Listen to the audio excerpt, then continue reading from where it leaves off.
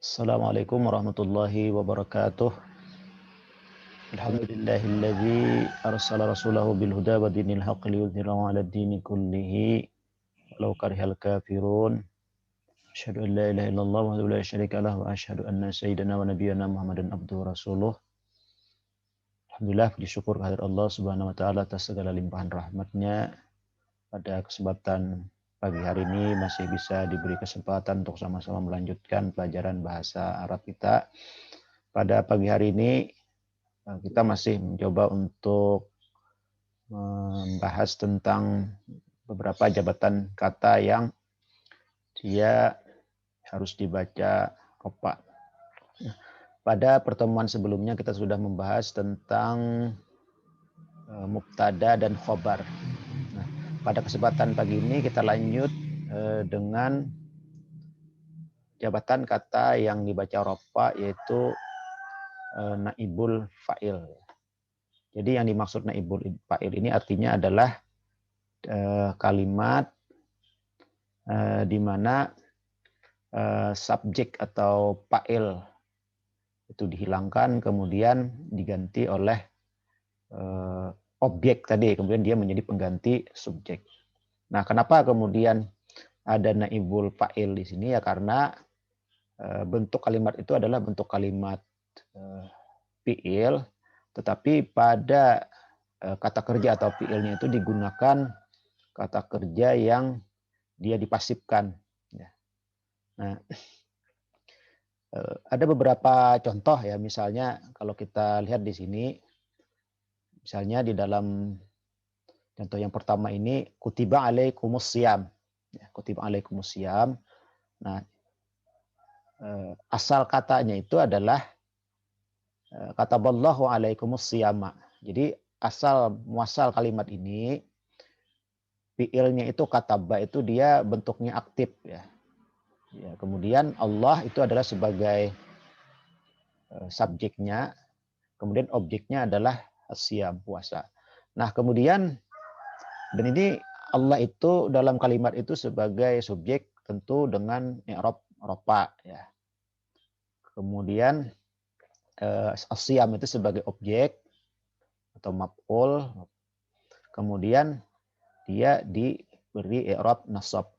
Nah, namun ketika Allah dihilangkan, artinya si subjek awalnya itu dihilangkan, fa'ilnya dihilangkan, kemudian fi'il madhinya dirubah menjadi pasif sehingga diberi harkat kutiba ya, tiba. Nah, maka kemudian asyam yang tadinya sebagai maf'ul lalu dia berubah menjadi naibul fa'il, itu menggantikan subjek sebelumnya yaitu Allah, dan dia harus diberi harakat dhammah atau ropa ya. Itu contoh yang pertama. Sehingga dibaca kutiba alaikumus syiyamu, telah diwajibkan kepada kalian itu berpuasa. Kemudian yang kedua ini misalnya contoh syurikal mata, telah dicuri perhiasan. Nah, itu sebenarnya ada subjek atau fa'il yang dihilangkan. Ya bisa saja mungkin kalimat asalnya itu adalah sarakal lisu al-mata'a atau sarakas sariqu al-mata'a. Pencuri itu telah mencuri perhiasan tersebut. Namun dihilangkanlah si subjeknya, kemudian perhiasan tadi al-mata tadi kemudian dia menggantikan kedudukan fa'il sehingga dia dimarfukan. Jadi surikal mata. Itu contoh yang lain yang juga bagaimana naibul fa'il itu dia berharokat ropa ya. Nah, yang kemudian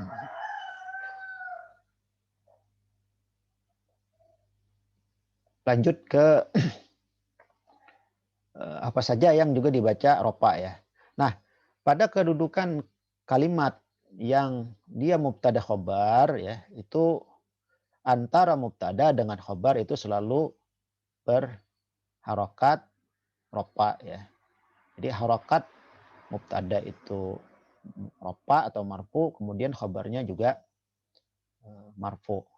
Nah, namun ada beberapa fiil ya. Jadi seperti kana ini kan fiilnya, fiil madhi ya, nanti yang disebut dengan kana dan saudara-saudaranya ya.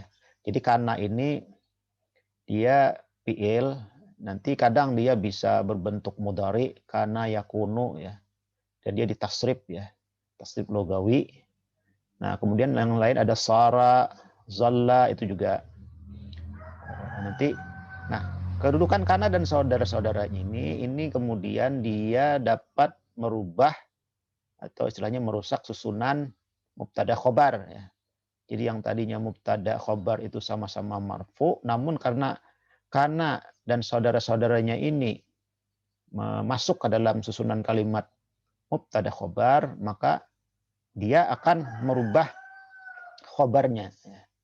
Jadi khobarnya itu berubah dia kedudukannya nanti ya. Atau nanti yang mubtadanya itu tetap, tapi khobarnya itu menjadi berubah i'rabnya. Ya. Makanya disebut dengan dia nanti sifatnya merubah atau merusak susunan mubtada dan khobar. Nah, misalnya contoh ya. Jadi contoh wa kana Allahu ghaniyan hamida ya. Nah, itu kalau bentuk biasanya mubtada khobar itu Allahu ghaniyun hamid ya, sama-sama ropa. Jadi Allahnya berharakat ropa ya, dhammah, kemudian ghaniyun juga berharakat ropa, hamidun juga berharakat ropa dengan tanda dhammah ya, dia sebagai khobar. Namun ketika dimasuki kana ya, maka kemudian dia berubahlah kedudukannya. Wa kana Allahu ghaniyan hamida. Nah, jadi ropanya itu adalah Allah ya. Jadi Allah itu menjadi ropa dengan dhammah. Namun yang berubah nanti ini pada khobarnya. Jadi khobarnya itu menjadi nasab. Nah, itu contoh yang pertama. Kemudian yang kedua misalnya ar-rijalu aqwiya. Ya. Para laki itu kuat. Nah, itu sama-sama kedudukannya ropa ya.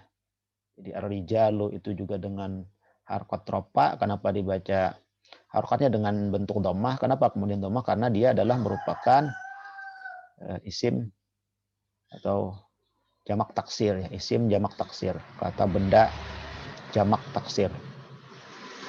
Nah, kemudian akuya juga bentuknya jamak taksir dengan harokat dhammah ya. Jadi itu kedudukan kalimat itu sebagai mubtada dan khabar. Nah, kemudian karena kemasukan kana, maka berubahlah menjadi kanar rijalu akuya. Jadi yang nanti yang berubah itu adalah pada khobarnya, tetapi mubtadanya itu tetap dalam bentuk ropa. Nah, contoh yang lain ya. Kuntum khairu ummatin. Jadi asal kata kuntum khairu ummatin itu adalah asalnya antum khairu ummatin. Kalian adalah umat yang kalian adalah sebaik-baik umat. Nah, kemudian dimasukilah kana. Nah, maka karena tadi sekali lagi kana itu bisa ditasrif secara lugawi ya, maka apa yang bisa masuk ke dalam kana ya ketika kemudian dia ketemu dengan isim dhamir setelahnya itu, maka dia langsung ditasrif. Kana, kanu, kanat, kanata, kunna, kunta, kuntuma, kuntum. Nah, jadi kuntum itu pada antum. Jadi kuntum. Jadi antumnya itu ya, tumnya itu dia tetap dalam kedudukan ropa. Ropa karena dia sifatnya mabni ya. Jadi mabni. Mabni. Kemudian khairu ummatin. Nah, yang tadinya khairu ummatin kemudian menjadi khaira. Kedudukannya menjadi nasab. Khabarnya yang nasab, kemudian mubtadanya tetap dalam bentuk marfu. Nah, ini kebalikan daripada yang kana dan saudara-saudaranya tadi. Jadi yang kana saudaranya tadi adalah kana sorozalla amsa ma bariha bata laisa madama mazalla asbaha dan seterusnya ya. Disebut dengan kana dan saudara. Dan yang berikutnya adalah inna dan saudara-saudara. Ini juga merusak kedudukan mubtada khobar.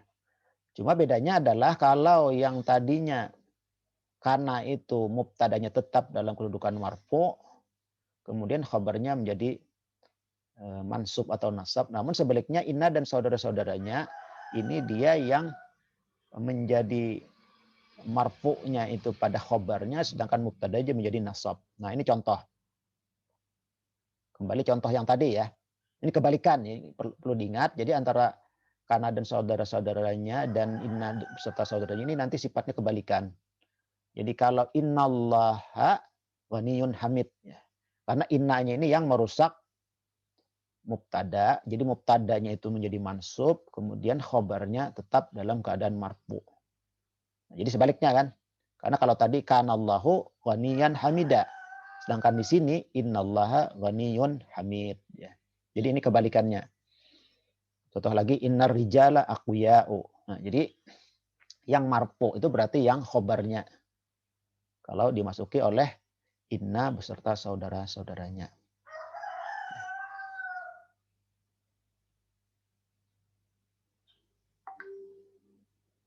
Nah ini contoh khabar la linafsil jins. Ini juga contoh misalnya ya. Jadi antara yang dimaksud dengan khabar la linafsil jinsi itu memang dia itu biasanya antara la dengan illa ini disebut dengan la linafsil jinsi itu karena tidak ada yang lain. Jadi pengecualian, tetapi pengecualiannya itu tidak bisa tidak ya. Cuma satu. Nah, di antara la dengan illa itu kan sebenarnya ada isim la ilaha ya. Jadi setelah la-nya itu memang secara kedudukan ilaha itu menjadi mansub nasab dengan tanda fathah bagaimana tandanya ya. Nah, jadi la itu nanti juga termasuk yang menasabkan isim. Nah, tetapi setelah illa ini berarti khobarnya la li nafsil. Jadi khobar daripada la-nya ini. Nah, illallah. Nah, illallah ini Allah ini harus dibaca marfu. Marfunya dengan dhammah. Kenapa dengan dhammah? Karena dia adalah isim mufrad. Nah, itu yang dibaca rofa ya. Nah, ingat bahwa sekali lagi tanda-tanda baik itu rofa, nasab, jazim maupun jar itu harus selalu kita hafal. Nah, sehingga nanti kita bisa memberikan alasan ketika satu kata itu dibaca dengan tanda-tanda itu tadi. Nah, jadi itu tetap harus selalu diingat tentang tanda-tanda i'rab. Nah, nanti mungkin setelah kita bahas tentang kedudukan atau jabatan kata ini, kita nanti akan melanjutkan ke ke tasrifan ya. Itu mungkin agak terakhir saja. Nanti kita bisa nyambungkan kepada maklumat-maklumat sebelumnya ini, dan di dalam pelajaran saraf atau tasrif itu nanti kita akan mencoba mengurai tentang asal muasal sebuah kata ya. Nah, berikutnya tentang jabatan kata yang harus dibaca nasab. Jadi kalau tadi jabatan-jabatan kata yang harus dibaca rofa, jadi itu mubtada, khobar ya. Kemudian isimnya kana ya, disebut dengan isim kana tadi ya. Jadi mubtada, kemudian ada kana saudara-saudaranya di depan, maka disebut dengan mubtada itu menjadi isimnya si kana. Sedangkan pada inna dan saudara-saudaranya berarti nanti khobarnya si inna itu yang harus dibaca rofa. Nah, ini maf'ul bih. Jadi kita lanjut dengan apa saja yang harus dibaca nasab. Jadi yang pertama yang harus dibaca nasab itu adalah maf'ul bih. Jadi objek sebuah kalimat itu harus dibaca nasab atau diharakati nasab. Apa nasabnya? Ya tergantung dari kata-katanya tadi, sebagaimana tanda-tanda yang Sudah kita bahas sebelumnya apa saja yang menjadi tanda pada i'rab nasab. Misalnya astaghfirullah, ya. Nah, aku minta ampun kepada Allah. Jadi Allah itu kedudukannya sebagai maf'ul bih. Artinya yang menjadi objek perbuatan. Maka kalau dia menjadi objek, maka harus diberi tanda atau diharokati dengan harokat nasab. Astagfirullah, aku meminta ampun kepada Allah. Nah, tandanya dengan fathah. Kenapa fathah? Karena adalah dia isim mufrad. Ya. Contoh berikutnya yang qara'tu, ya. Jadi qara'tu, jadi tu itu kan berarti aku. Ya. Nah, nanti kita bahas juga di dalam tasrifan. Jadi kalau ada fiil, ya, ingat fiil apakah itu fiil mudhari ataupun fiil madhi yang kemudian dalam kalimat fi'liyah itu kan berarti fiil dan fa'il. Nah, cuma fa'ilnya itu kan isim domir, ya. Misalnya aku telah membaca. Itu kan kalau berdasarkan susunannya itu kan mestinya qara'a ana, ya. Jadi qara'a itu membaca, telah membaca, ana itu subjek, ya, ana. Nah, cuma di dalam bahasa Arab itu tidak boleh dibaca qara'a ana, ya. Itu harus dimasukkan sebagaimana dalam ketentuan tasrif istilahi, ya. Jadi harus dibaca qara'tu, ya. Jadi qara'tu. Nah, karena qara'tu itu kan berarti sudah antara fiil dan fa'il itu sudah tercukupi, memenuhi syarat karena ada fiil dan ada fa'il. Jadi fiilnya qara'a, fa'ilnya ana. Nah, berarti qara'tu, aku telah membaca. Nah, tinggal kemudian menentukan objeknya. Nah, di sini diberi contoh ad-darsa. Nah, darsa ini berarti kan sebagai maf'ul bih. Ingat, maf'ul bih berarti harus dibaca dengan nasab. Apa nasabnya? Dengan fathah. Kenapa fathah? Karena dia isim mufrad atau kata benda tunggal. Berikutnya, yad'ul muadzin al-muslimina lis-shalah. Nah, ini juga jumlatul fi'liyah. Yad'u ini adalah fi'il mudhari, muadzin ini adalah si subjeknya. Muazzin itu sedang atau akan menyeru. Ya, Tuhan ini kan menyeru, ya. Menyuruh apa? Menyuruh kepada siapa? Menyuruh kepada kaum muslimin. Nah, kaum muslimin ini kan sebagai maf'ul bih. Ingat, jamak mudzakkar salim ini tandanya itu dengan ya nun kalau dia nanti sebagai nasab. Jadi nasabnya harus dengan ya nun karena dia jamak mudzakkar salim. Jadi berarti seorang muazin ia akan menyeru kepada kaum muslimin untuk sholat. Nah, jadi berarti al muslimin ini sebagai maf'ul dan i'rabnya harus nasab. Nasabnya dengan tanda ya karena dia adalah jamak mudzakkar salim. Nah, yang berikutnya contoh lagi. Nah, ini yaqra'ul muslimuna, ya, karena si pelakunya ini kan subjeknya ini kaum muslimin. Ingat bahwa subjek atau fa'il itu harus selalu marfu.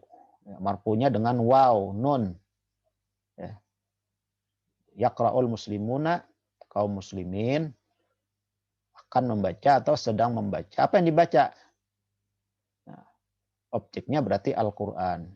Al-Quran karena dia sebagai objek, maf'ul bih, maka dia harus dibaca mansub atau nasab. Nasabnya dengan fathah. Kenapa fathah? Karena Al-Quran adalah isim mufrad atau kata benda tunggal. Nah, ini juga yang dibaca nasab, ya. Jadi maf'ul mutlak. Jadi maksud maf'ul mutlak ini adalah kata yang diambil dari kata kerja yang disebutkan di muka baik berupa pengertian atau lepas. Jadi antara kata kerja itu dengan objek itu memiliki kesamaan makna ataupun memang dari kata kerja itu kembali dijadikan sebagai objeknya. Jadi sebenarnya ya kedudukannya juga maf'ul ya, objek. Cuma memang ada istilah. Jadi kalau yang namanya tadi maf'ul bih itu memang eh, objek pekerjaannya itu dari kata kerja tadi. Ya, tetapi memang di situ disebutkan bedanya adalah kalau maf'ul mutlak ini itu ada kesamaan. Jadi contohnya di sini ya, antara yaqra'u ini ya, ini kan dengan eh, apa namanya? Qara'a ini kan sama ya.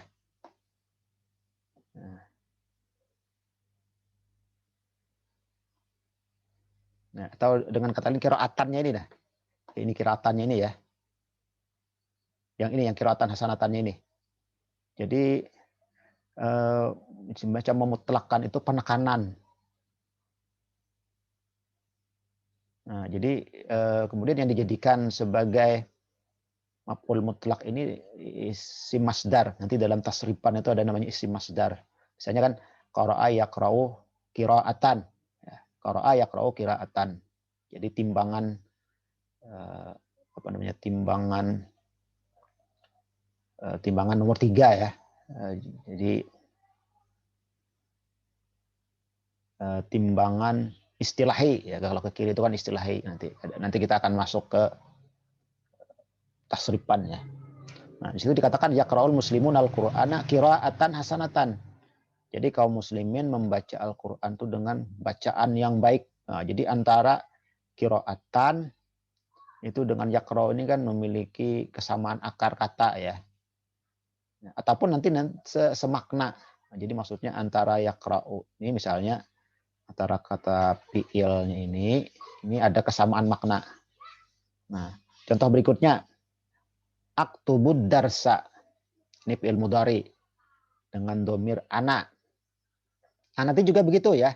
Jadi kalau ada fi'il mudhari sebagai apa namanya di depannya itu nanti kemudian setelahnya itu ada fa'ilnya yang domir huwa humahum itu tidak boleh.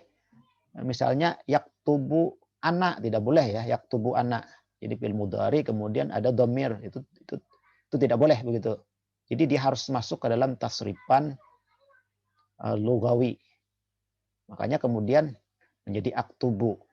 Jadi kalau yang menulis itu kami berarti naktubu sedang menulis, kami sedang menulis. Nah, di sini aktubud darsa. Aku sedang menulis sebuah pelajaran kitaban jadidatan. Nah, kitaban jadidatan ini kan semakna ya. Dengan kataba yaktubu kitaban. Itu namanya isim masdar, artinya diambil dari kata kerja yang dibendakan dalam timbangan istilahi nanti ya. Nah, kemudian berikutnya ini anu aja ya. Maklumat yang perlu diingat nanti dalam kalimat-kalimat bahasa Arab ini memang ya ini akan muncul semua nanti. Ada kemudian berikutnya maf'ul li ajli.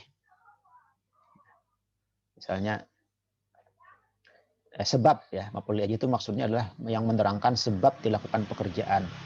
Contoh, dhahaba Muhammadun ilal madrasati talaban lil ilmi.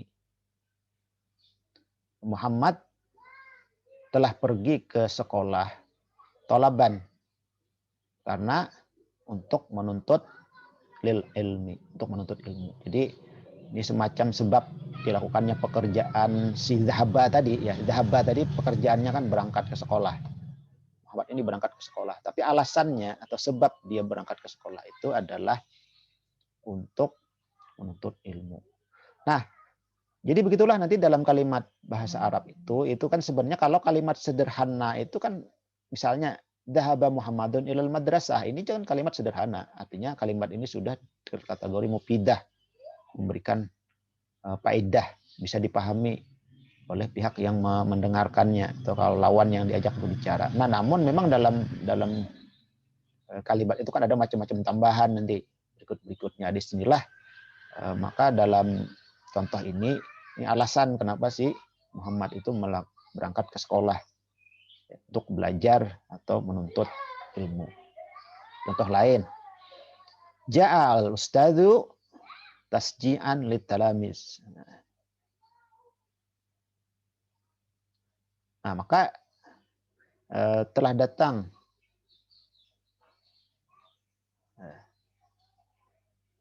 Ustadz itu datang.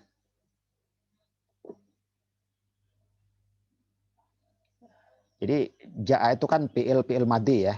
Jadi telah datang Ustadz.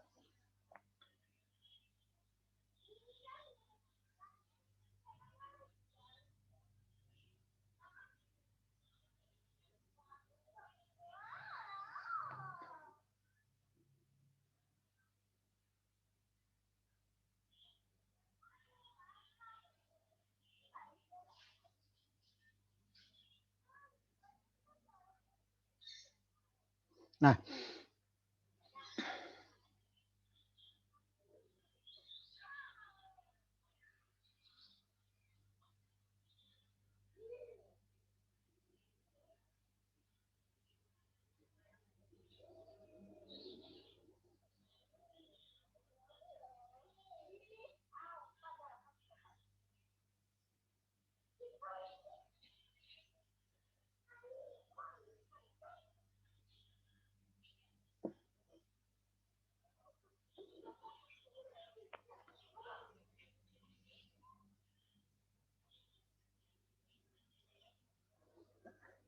jadi dalam isim, jadi yang dijadikan maf'ul li ajli ini sebenarnya juga dia adalah isim masdar.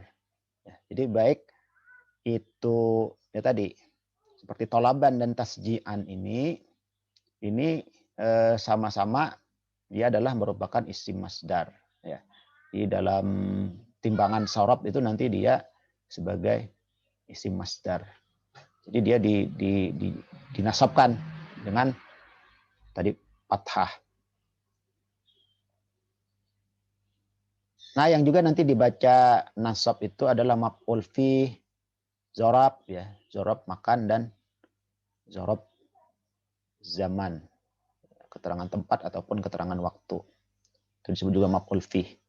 Nah, misalnya qamal ustazu amama, ya amama ini dia adalah di depan. Berarti ini zorab makan. Maka dia harus dibaca nasab. Zahabtu ilal jami'ati sabahan. Aku berangkat ke apa namanya, ke jami'ah ini ya, universitas, kampus. Aku berangkat ke kampus sabahan. Ini berarti zarab zaman, keterangan waktu. Itu juga dibaca dengan nasab ya. Raja'tu minas suqi naharan, aku pulang atau balik dari pasar, minas suqi naharan, siang hari.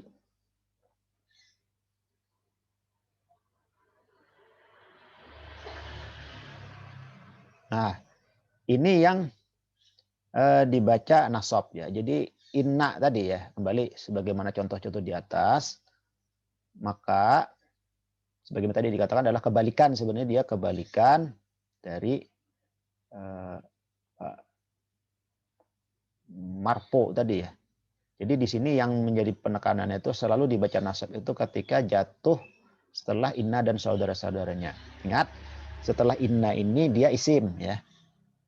Innallaha, innal muslimin, innal mu'minin. Jadi setelah inna dan saudara-saudaranya ini memang dia adalah harus isim. Cuma sekali lagi dia memang merubah atau merusak harokat mubtada khobar yang ropa tadi. Jadi yang sama-sama ropa tadi. Kemudian ketika dimasuki inna dan saudara-saudaranya, maka mubtada itu menjadi nasab. Maka dia kemudian berubah nama, biasanya disebut dengan isimnya inna. Isimnya inna.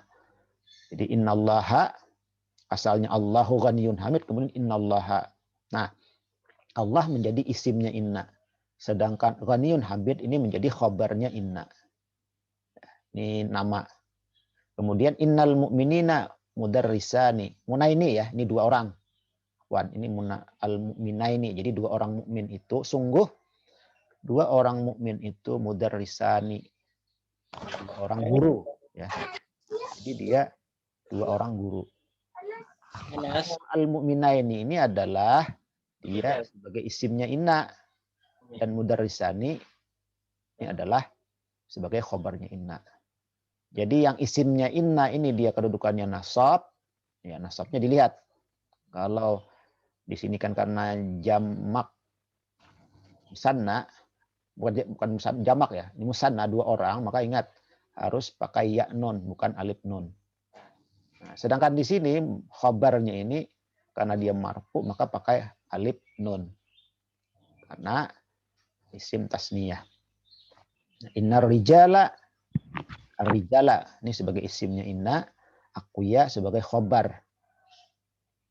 Ar-rijala ini nasabnya mansub, i'rabnya mansub, kemudian al-akuya, akuya itu i'rabnya rofa. Ini khobarnya kana tadi dan saudara-saudaranya. Kanal mu'minani, ya ini kan kebalikan. Jadi kalau tadi kan innal mu'minaini, sekarang kanal mu'minani. Nah, yang kemudian mansub itu pada khobarnya. Jadi memang antara kana beserta saudara-saudara jangan dengan inna betul. Ini memang kebalikan ya. Itu kebalikan memang. Kanal mu'minani mudarrisaini. Jadi yang nasabnya itu pada khobarnya ini. Kalau inna tadi yang nasabnya pada mubtada'nya ini. Perhatikan antara poin ke-6 ini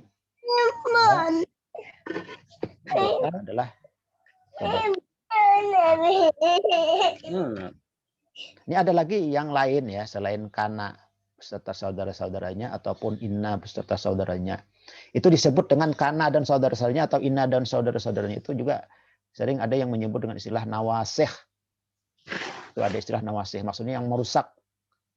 Jadi nawasih itu artinya merusak susunan mubtada khobar ya. Jadi yang tadinya mubtada khobar itu sama-sama rofa, lalu kemudian masuknya huruf-huruf kana dan saudara-saudaranya ataupun inna beserta saudara-saudaranya tadi itu lalu berubahlah harokat atau i'rabnya. Nah itu makanya disebut dengan merusak. Nah yang lain itu adalah laisa. Jadi laisa dan ma ini juga sama-sama ya beramal dia meropakkan mubtada dan menasabkan khobar.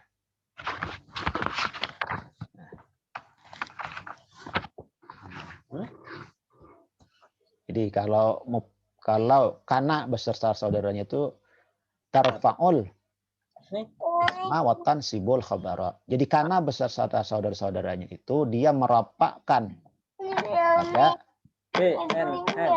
merapakkan isimnya itu tarfa'ul tansibul khabara.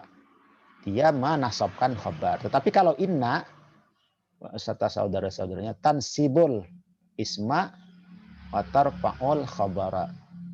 Menasabkan isimnya, mubtadanya, kemudian merapakkan khabarnya. Nah, laisa dan ma ini kedudukannya seperti kana tadi. Berarti tarfa'ul isma wa tansibul khabara. Jadi merapakkan isimnya, merapakkan mubtada, tetapi khabarnya menjadi nasab. Contoh misalnya begini tadi ya. Hadza basyarun. Ini bentuk asalnya. Ini adalah manusia. Ma hadza basyaran. Tidaklah ini. Ini seorang manusia.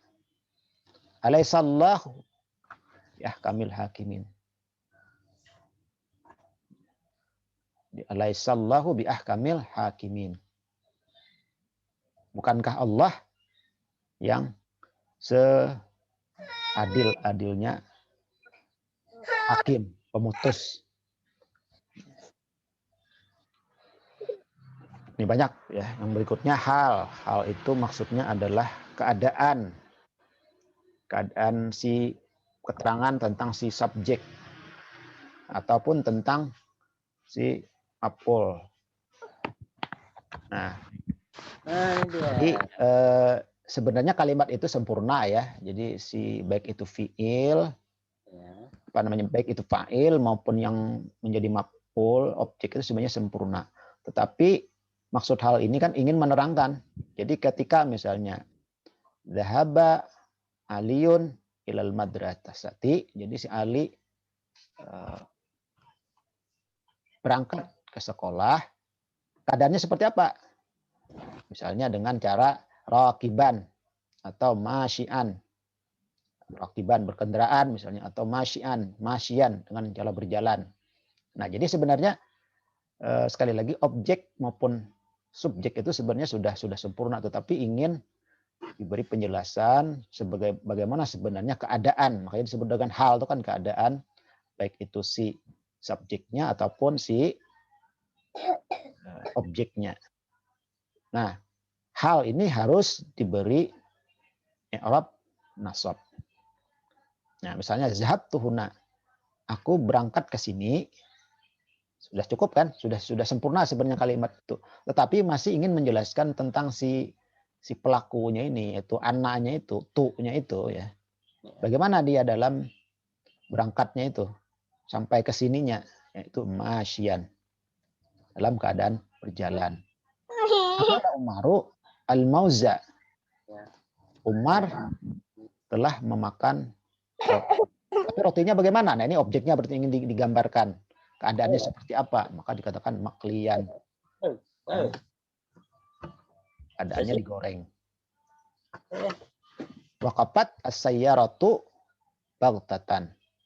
Mobil itu berhenti tiba-tiba. Mobil itu berhenti ya. Waqafat itu kan berhenti. As-sayyaratu, mobil itu telah berhenti. Namun ingin dijelaskan bagaimana berhentinya itu. Dengan baghtatan, dengan tiba-tiba. Sirna. Sara, itu asalnya kata sara ya. Sara, namun ada nahnunya. Lalu menjadi sirna. Sara nahnu asalnya. Sara, kemudian ada nahnunya. Berjalan kami. Nah, namun ini sekali lagi tidak boleh seperti itu. Susunannya harus ditasrif istilahi. Ditasrif logawi. Sirna yadan biadin. Kami berjalan dengan bergandeng tangan. 9. Tamyiz. Nah, ini bisa dianu saja ya. Bisa nanti dilihat. Contoh lain isim li nafsil jinsi. Nah, ini yang kebalikan dari khabar li nafsil jinsi tadi. La ilaha illallah. Nah, ini maksudnya ini adalah yang la ilahanya ini. Ini yang harus dibaca nasab. Kemudian tamyiz. Ini juga harus dibaca nasab. Jadi nanti pada bilangan-bilangan 11 dan 19. Ada asyara kaukaba. Ya. Ayyukum ahsanu amala. Nah, amalanya itu disebut dengan tamyiz. Memperjelas kata sebelumnya yang masih umum dan belum jelas. Jadi misalnya pada bilangan 11 sampai 19 itu kan misalnya ini ra'aitu ahada asyara. Sungguhnya aku melihat 11. 11 apa? Ada penjelas tamyiznya. Kaukaba. Indi khamsata asyara. Di sampingku ada 15 apa? Tapi ingat antara 11 sampai 19 ya yang seperti itu. Dan setelah isim tabdil itu juga biasanya begitu ya. Itu selalu ada penjelasan. Waman ahsanu. Nah, waman ahsanu. Siapakah yang paling baik? Baik apa? Kaulan. Ayyukum ahsanu amala. Allazi khalaqal mauta wal hayata liyabluwakum ayyukum ahsanu. Nah, sebaik apa? Ahsanu amala. Baik. Itu yang terkait dengan i'rab nasab, jabatan-jabatan kata, jabatan-jabatan dalam sebuah kalimat yang kata-kata itu harus di i'rab secara nasab.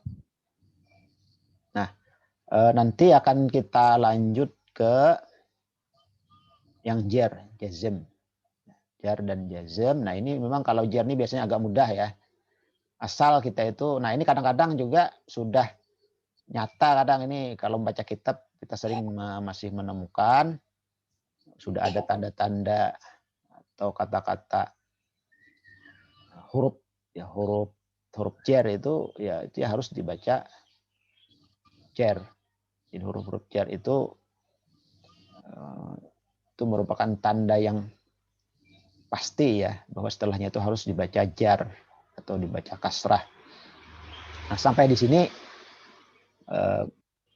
mungkin cukup ya. Kalau ada yang perlu didiskusikan silakan. Ini saya rekam ini, nanti saya share lagi. Mungkin ada yang masih belum bisa ikut. Nanti kita lanjut pada pertemuan selanjutnya. Silakan, kalau ada tanggapan.